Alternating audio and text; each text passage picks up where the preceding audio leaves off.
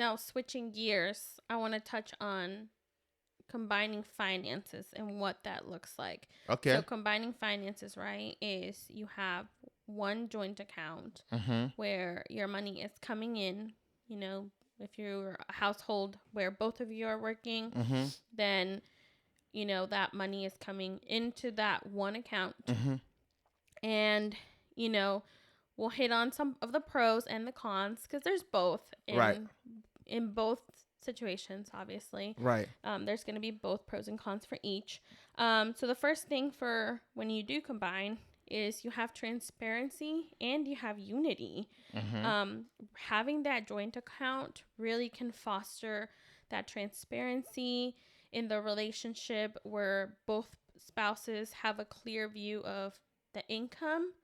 So how much you're making, the expenses, how much you're spending, and then at the end of the day, whatever your financial goals are. So you really do feel more aligned, and like you're working together. Right.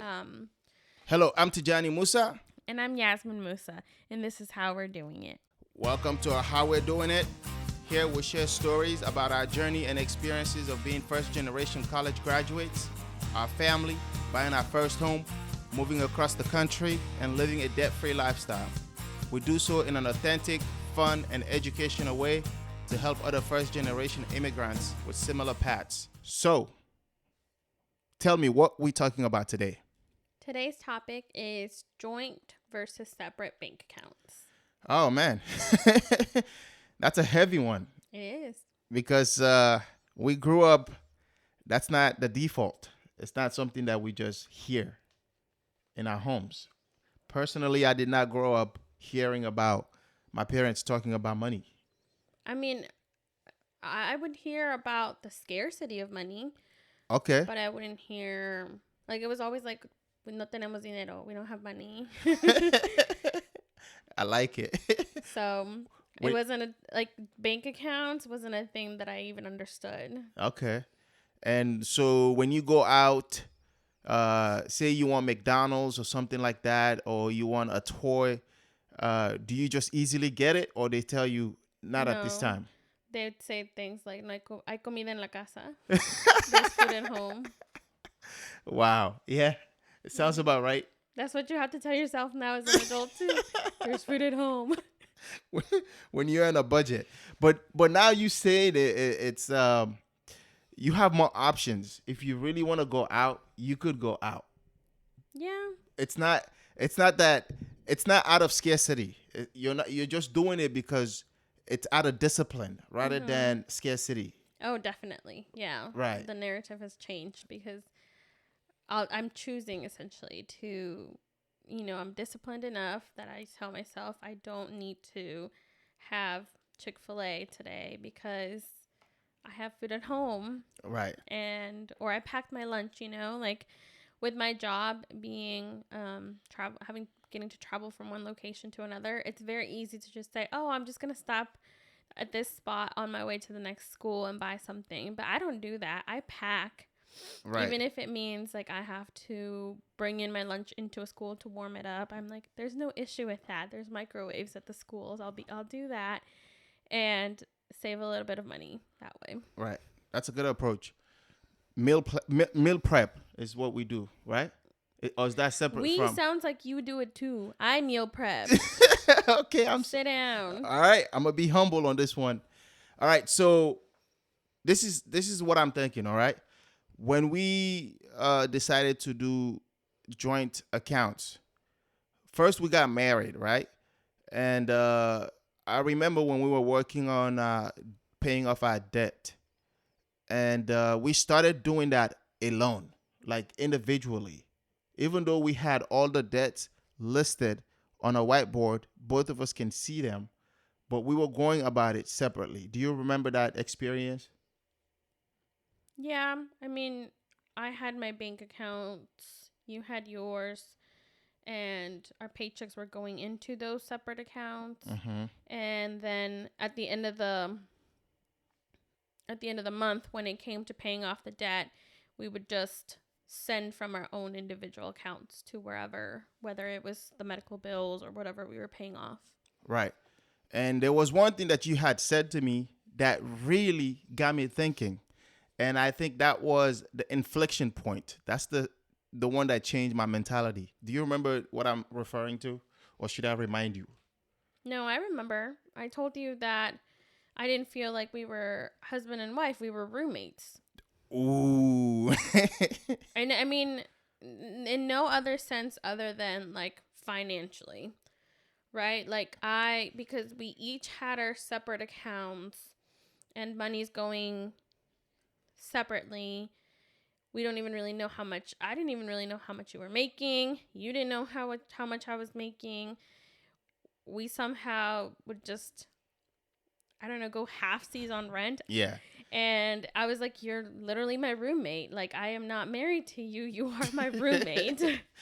Yeah, that statement right there really, really got to me. And it changed everything. And because of that statement, I said, you know what? This could be a potential foundation for mistrust. And I needed to act properly for my relationship. And so that changed everything for me. And it changed my perception on the way I approach money. So on this episode, what I would like, if with your blessings, I want us to go over like two separate perspectives, right? People that combine their finances, how do they arrive at that conversation? Or how do they arrive at that decision, right? To the point of combining finances like me and you did. And then for people that choose to live in separate accounts like we started, how did they arrive at that decision, and how does that look like? So which one do you want to go with first, the combined finances or the people that have separate accounts? Let's do separate accounts first. All right, let's do separate accounts for people that choose to live with separate accounts. So we have a few pros and cons that we want to share with you, and I don't think all size fit all, right? There Like are one different. size fits all. Huh? Is that what you're saying? You said not all size fits all. You mean It's one size fits all? yeah. I don't think. Thank you. What do you usually say when you mess up in English? You said English is not my first language. Yeah. Yeah. So not all one size fit all. So for that reason, we are going to share our experiences, and hopefully one or the other works for you for your relationship. But for us, we advocate for the combined finances. It works for us. But for now, we want to tackle the separate accounts because we were there before we decided to I'd do. like to challenge that actually. I don't think we believe in just combined. We believe in both. And we'll Okay. talk more about how we make it work for us. All right. So stay tuned till the end because there's not one that we're following specifically. Oh, I see what you're going. I see where you're going. Okay. So if you're listening to this episode, make sure you stay all the way to the end and get the full scoop of what we're discussing. So let's go to it then. All right. So some of the pros of having your separate finances is you have that autonomy. Mm-hmm. You have separate accounts and each spouse is able to decide, what they want to spend their money on Mm-hmm. based on your priorities, your preferences. I personally like that because like if I know we have coffee at home, but if I want to go get my cup of coffee, I don't want Tijani to know that I ran to Dutch Brothers today to get coffee. Uh, then another pro is also your personal spending. So you can really avoid conflicts over Right. whatever you're spending your personal money on by keeping those separate accounts for discretionary expenses. Right. So that's exactly what I'm saying. Like, I know we have coffee at home, guys, but if I want to spend $20 reloading my Dutch Brothers account, I don't want Johnny to know. I don't care if he knows. He's going to see me drinking it anyways. Right. But I just, I don't feel like it's something that he needs to know how I want to spend my own personal money. Yeah, but it's that conscious thing, right? In your head, like knowing that nobody's looking over your shoulders. Yeah. You do as you wish. Okay. Exactly. Another pro is protecting your assets. So having those separate accounts can really protect you from legal claims, Mm-hmm. creditors, any other financial risk that is associated with one spouse. Yeah. And I'm thinking about that one in the sense of, you know, we live in the United States and the chances of people being divorced, happens. And so in the situations where people are divorced, having those separate accounts makes it easier when it comes to money. You have your own, they have theirs, and it's easy to just part ways. If it's a house or property that you have, you just sell it, divide the whatever profit that you make from that, and you go your separate ways. So that's what I think about when you said that. Yeah, I agree. Okay, so walk us through some of the cons for that. All right. So some of the cons for having separate accounts, especially for couple, if you're married or you have a significant other, some of the cons that potentially could be in your relationship are lack of transparency, right? And what does that mean? It means that separate accounts can lead to the lack of transparency and communication about financial matters, like potentially causing strain on your relationship because um, Yazmin has a perception of, oh, what is Tijani doing is with his money? Why isn't it combining our finances? What could he be possibly doing with his money? So that transparency, the thoughts of that could potentially be a damaging effect on your relationship. I think for me, it was always like, what is he spending money on that he doesn't want me to know? What is he hiding? As a female, we jump to conclusions. I'm like, I bet you he has some secret family and he's supporting the kids. I'm just joking, guys. But I feel like as a female, those thoughts do run through our heads. I'm sure. And as a man, I'm pretty sure if you were on the other person, I probably would be thinking about like, what's going on here? Difficulty in joint goals. This one is a big one, right? Because when you are a when you're a couple, right, and you're in a relationship, at some point in your relationship, you started discussing, okay, what does our future look like? All right. And if you have separate accounts or separate financial goals, it makes it very hard to have joint goals, especially financially. So managing joint financial goals, right? Uh, like savings for a house or saving for a car or saving for a vacation, you know, that becomes extremely difficult when you have separate accounts. So that's another con. And then another con that I also want to discuss is missed opportunity for growth. And when you have separate accounts, you just are not growing together as a couple, and so you have to be very mindful of that. And then another one is unequal contribution, right? Because sometimes, just to wrap this one up, for people that decides to have separate accounts, ultimately, like the decision to combine finances or keep them separate depends on the unique dynamics of your relationship and how you started your relationship, how you communicate with each other, and what works for one couple, like we said earlier, may not work for you.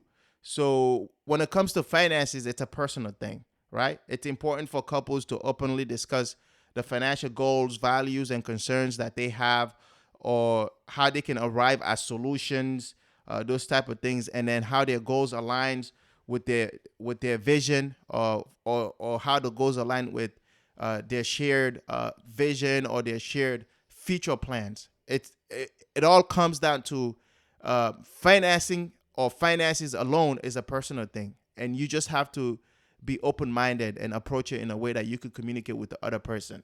And I think it starts with empathy, understanding where that person is coming from. We opened this podcast up by saying that I grew up where my family wasn't talking about money, or if they were talking about money, it's a negative effect, meaning that they didn't have it. And whatever you want gonna get it. And so it's a personal thing. Yeah. Yeah.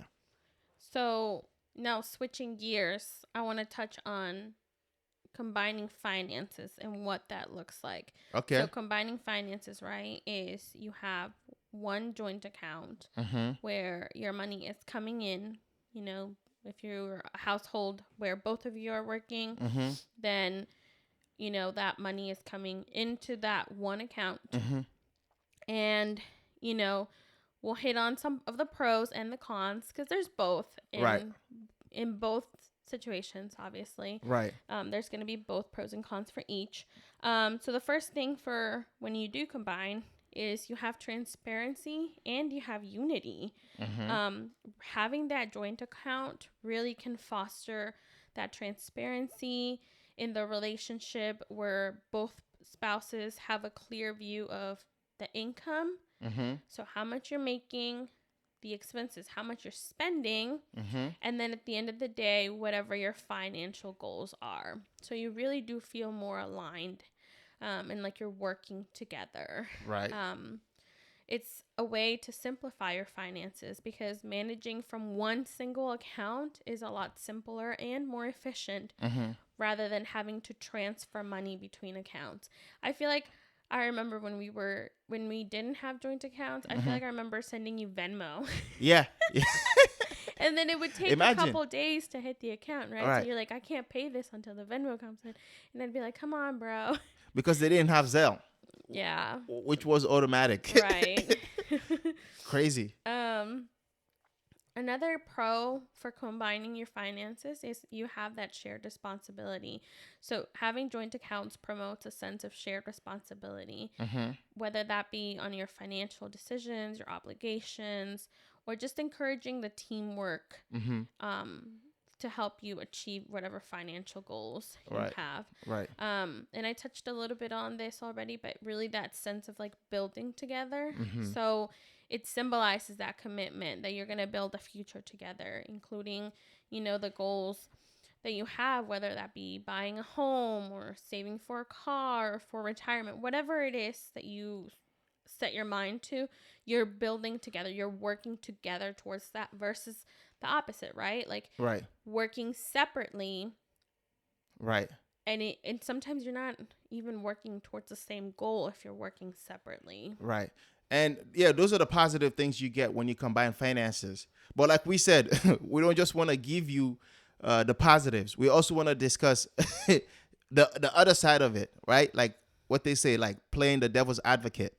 And so there are cons for combining finances. And some of those cons include loss of independence. All right. So some individuals may feel a loss of financial independence when their income is pooled with their spouses. For example, like leading to potential conflicts over spending decisions, right? So Yazmin mentioned it in the beginning where she says if she wants to go drink her coffee, there's no question about it. You just go ahead and drink coffee. But when you have, combined finances, my definition for a high spending limit is different from Yasmin's definition. And so that could potentially be an issue. So that loss of independence, you can't really tell the other person how to spend the money, especially if you don't have communication around it, or how to spend the money, when to spend the money. And another potential con is risk of disagreements, right? Differences in financial priorities or spending habits can lead to disagreements or conflicts over how money is managed. And that's pretty simple and clear. Another con for having combined finances potentially is the potential for resentment. Unequal contributions, like we discussed in the other one, for joint accounts, can lead to feelings of resentment if not addressed openly and honestly. So this is why we always said, if you listen to the podcast from the beginning, we always emphasize communication, open communication. And part of the reason why is because we did not grow up hearing about these things. And so we did not grow up where communication is a healthy thing. So Yazmin and I, emphasize our relationship on communication. And so we discuss openly. And another con is complexity in separation. We talked about it already. Untangling finances in the event of a divorce or separation can be more complicated, especially when you have to account for combined accounts. So that's something that, people that are thinking, oh, okay, now that we have combined finances, what happens if we separate or divorce? Yes, if you separate or divorce, there are going to be some complexities. So that's also a con. I think it comes down to trust, though, Yep. because Yep. as your partner, I trust you to remember what our goals are, right? Like, Mm-hmm. what are our financial goals and what are we working towards? And therefore, I expect you to be responsible with our joint money to meet those goals. I have to have the trust in you. I Mm-hmm. think, and every relationship is differently, but I think when we approached our relationship, there was no reason why I felt like I shouldn't trust you. Right. And I feel like I can speak on you as well. Like, I don't think there was anything that I had done. I feel like if anything, you may have had less trust in me because I wasn't as responsible with my money. Yeah. But once we both got on the same page about it, then it became a lot easier. Absolutely. And you saw how quickly it went from, like, the role switched. Like, I became more disciplined, and you, I feel like we're still slacking a little bit. I'm a work in progress. That's because you're the master of finances in a home. You make sure that our finances are in order. So you run the day-to-day operations when it comes to finances. So, for example, for listeners that are interested in having joint accounts, what are some of the things that they should be considering? Well, I think the first thing is to really talk, Mm-hmm. right? Mm-hmm. You want to have a discussion about what your goals are. So you want to set those goals, Mm-hmm. whether you want to start a family or buy a home. You really need to sit down together and create those goals together. Mm-hmm. And then just start working together on those goals. Yeah. But I think, like, the very first step is discuss, okay, what are our goals and what can we do to make sure that we accomplish them? That's a good one. That's a good one. That's a good one. And I want to add to that too. I think if you're interested in starting joint accounts or combined accounts, you should also, like what Yazmin was saying, having those shared goals. What are some of the things that you want to achieve short term and long term? And then highlighting the benefits. When what does it look like if you were to achieve the goals of paying off your debt? What does it look like if you were to achieve the goals of paying off your car and having the title of your car? What does it look like when you have down payment for a home without taking a loan for that? Highlighting those benefits, potential benefits of achieving these things can also inspire and motivate you to consider that effort. Exactly. And then another thing that you also need to consider is address the concerns. Sit down with your significant other, understand where they're coming from. I mentioned what empathy. Empathy is essentially understanding and being on the same shoes or the same thinking process as the other person. Whatever emotions they're going through, you understand them as if you are going through those emotions. So having that spouse, sitting with them, spouse or significant other, sitting with them and understanding, okay, so what are your insecurities? Don't use that word. What are your concerns around combining finances? Listen to what they have to say. Maybe you might learn a thing or two from it too. Yeah. And then you want to create a plan. Once you've decided, okay, we're going to combine our finances, create your plan of how you're going to manage this joint account. How are you going to handle your income? Mm-hmm. Are your paychecks going to come into this account? Are they still going to come to your personal accounts? Ideally, if you're joint, they should all go to the same account. Mm-hmm. Expenses, you know, if you have this joint account, now you want your bills, your mortgage, rent Mm-hmm. to come out of this. Your major expenses should be Right. coming out of this. Right. And then discuss, okay, in terms of saving money, how much percent or what amount are we going to take each month Mm-hmm. and move towards a joint saving account as well. Right. And the thing that we always say, right? We are not financial advisors, but we're sharing our experiences with you. But if you need a financial planner, like to talk with you, seek professional advice from somebody else that that you trust, that can provide you that professional advice, because having that financial advisor sitting with you, or a counselor sitting with you and discussing finances with you and your significant other, would help guide your decision and create a financial plan that aligns with your goals and aspirations. Okay, so now we can't just, like Yasmin said, since for us, we cater to both audiences, right? We have both situation in our life. So for listeners who are on the fence or resisting having joint accounts, what are some of the suggestions that you have for them? So some suggestions would be understanding the reasons. So take the time to understand why you're resisting having a joint account. Mm-hmm. Are you fearful that you're going to lose your independence? Are you concerned about unequal contributions, or is there something else? Really understanding the root cause can help you address these concerns. Um, I discussed at the beginning how, you know, growing up, my parents said we never had money, right? So Right. I've grown up to have a scarcity mindset. Right. And now as an adult, that's what I am working towards healing. For the longest time, I just wanted to have my money in the bank where I can see it just sitting there in case of an emergency. Mm-hmm. And I've had to let go of some of that financial trauma Mm-hmm. to really be able to allow us to grow even more financially. So you really want to get down to the root cause of why is it that I don't want to do this. Right. And in order to be able to do that, it involves having open communication. Mm-hmm. And so we're going back to communication. So that's how you essentially would arrive at that. Make sure, I think when you have a spouse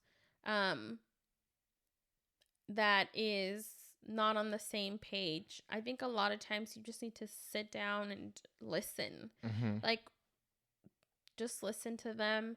Because I think a lot of times when I'm struggling, that's what you do for me. Mm-hmm. Like, you just listen, you let me tell you my concerns, and then we can come up with a plan where you're respecting my concern, Mm-hmm. honoring it, but at the same time, we're still making a plan to move forward.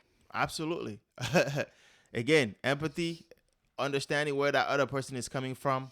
It's a very important skill. And this is outside of finances also. Just in your relationship, you just have to be able to be in a place where you can communicate and having open communication. And then focusing on shared goals. We talked about that already. That's the only there's a African proverb that I really like, right? It goes, I'm gonna paraphrase because I don't have it in front of me, but it goes like, if you want to go fast, go alone. If you want to go far, go together. And so that's the approach. Because the way I'm thinking about it, if you have joint accounts or combined accounts and you want to achieve a goal, that is 2 times the effort than if you're doing it alone. And so I really like that proverb. The next thing would be consider alternatives. So if you don't feel right about having a joint account, Mm-hmm. there are other ways to do it. Okay. So you can still maintain separate accounts and then have one for your shared expenses. So I think this is the right time for us to talk about how we do it. Tell me, how are we doing it? So, back in 2020 or was it 2019? It was 2019. Right. When we first got married, and I just told Tijani, bro, we're roommates. Like, what are we doing? We did go and find a bank and get a joint account together. We got a joint checking and a joint savings account. Yep. And at that time, we made the decision, okay, we are going to open this joint account, and our direct deposit, when we get our paychecks, that's going to go directly into that account. Okay. Mm-hmm. Now, we were still, at that point, we still had our own personal accounts. Right. And I remember talking to you about it. I was like, so are we just going to close them? And I was like, yeah, we're going to close it. We don't need them. And you told me, I think we should keep them. Mm-hmm. Mm-hmm. And at the time, I was like, okay, like, why? Like, if we're joining it, why do we need to keep it? And then you said, I just think it's important that each of us still have our own account to still have that sense of autonomy, independence. And you presented to me, this is how we're going to make it work. So every month, I have my amount and you have your amount that we pay ourselves, and it's in the budget. And that money is yours. You can do with it whatever you want. Like, if I want to go spend it all on coffee, I'm free to do that because Tijani's not even going to find out. Right. And honestly, it works for us. Like, I feel like we bought into having a joint account, but we also both feel the need to, like, we're still individuals. I'm still Yazmin outside of Tijani. Right. And so I feel like me having my own money in my own account is still very important. Yeah, I agree with you. I think, like you mentioned, having that autonomy to do as you wish, but the important thing is around that is that is something we talked about and established, that this is your money for the month. If you misuse it, that's on you. Yeah. If I misuse mine, that's on me. You don't necessarily go back to the account and send yourself new money until we get paid the next month. So that's how it works. So we have that defined decision making, and we agreed on it. It's like a contract, but we didn't sign anything implicit because of the communication that we have. I think the biggest thing that helped too is us just knowing that we're still working together, right? Like, we are still our main common goal, right? Like, when at the time when we wanted to buy a home, we were just saving as much as we could, right, to be able to put down a good down payment. And so that goal was still there. Me getting my personal money every month and you getting yours does not take away from us still working together towards that goal. Right. And I know there's been times where we've talked about, okay, should we increase how much we're sending to each other, how much we're paying ourselves? Right. Should we increase that? Should we decrease it? We've managed to pay ourselves the same amount for the past 4 years. Yeah. And we're still here. We haven't gotten any pay raise. There has not been a pay raise. Maybe we should, considering inflation. Yeah, we should definitely. We have not gotten a pay raise, but I've gone into a point where if I don't spend too much of my money, I'll have a little bit left over, and my account's looking nice. Yeah, you got a fluffy account. I have a fluffy personal account, and it's so good to have, because sometimes, for me, sometimes I want to go out, like if I take my mom somewhere and my mom sees like a cute, I don't know, shirt or a cute anything for her home, my mom loves buying things for the home. She loves decorating her house. Yeah, exactly. So if I see that and I want to buy it for her, I don't have to, oh no, I can't because it's not in the budget. I don't even have to think about that. I'm just like, Mommy, you like it? Here, I'll buy it for you, because I know that I have my own personal money to do that, and I don't have to explain a single thing to you.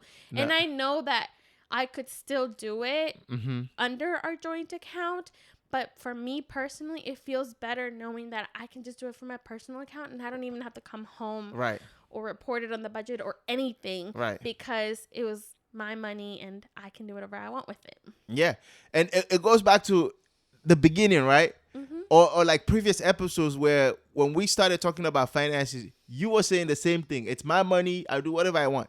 You still have that. I do. You still have that at a smaller capacity, because now we have shared goals and all the money goes into one account and then distribute later. But you still have that sense of ownership over your account. Exactly. That's awesome. And it works out well. Like at the time when you presented to me, I was all in, like, nope, we're just going to have the joint account. We do not need separate accounts. And when you presented to me, no, we should still keep them. I didn't fully understand it, but then after a couple months, I was like, this makes sense, because yes, we're working towards the debt. at the time, this was in 2020, when we were working towards just paying off the debt as fast as possible, but we were still paying ourselves. Right. And I remember I would really think about the purchases I was making. And we used to live by a mini Target, and I would walk to this mini Target. And I think I had gone like 5 times. And every time I went, I saw these pair of fake moccasins that I loved. And I was like, I want to get them. I want to get them. I want to get them. And then one day I finally showed up at home, and I was like, I'm going to go to Target, and I'm going to get these moccasins, and I'm going to get this sweater. And you were like, are you sure? And I was like, yes, I'm positive. Like, I've thought about it. I have the money. I'm going to go get it. And I went and got it. And it felt great because at the end of the day, we're still working towards paying off the debt. But I can still splurge on my fake moccasins and my cute sweater that says Cat Mom. Yeah, and I didn't even know what the price was. And you didn't care either. Yeah. Like you were like, okay, well, it's your money. You do with it whatever you want. Exactly.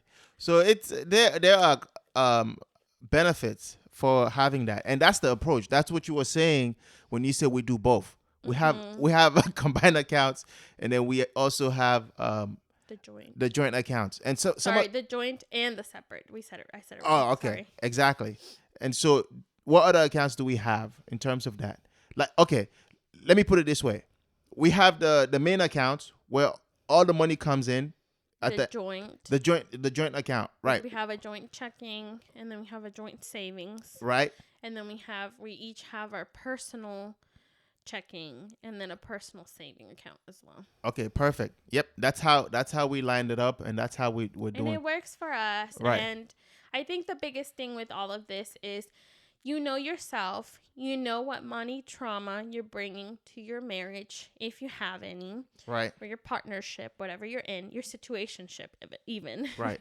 You know what you're bringing. And so the biggest thing is, one, communicating about it, getting on the same page about it, and then working together to come up with a plan of how you're going to start working on your goals. Yep. And once you do all of that, in addition to that, right, you can still seek support. If you are struggling to come to a decision, especially that, consider seeking support from a financial advisor or counselor who can provide guidance, unbiased guidance, and help facilitate that productive conversations with your significant other. Thank you for listening to another episode of How We're Doing It. We want to hear from you. Contact us at hwdipodcast@gmail.com or leave a comment. If you like the show, consider subscribing in order to get notified of new episodes. Thank you for listening, and we'll see you again on the next episode. Mama. Bye-bye.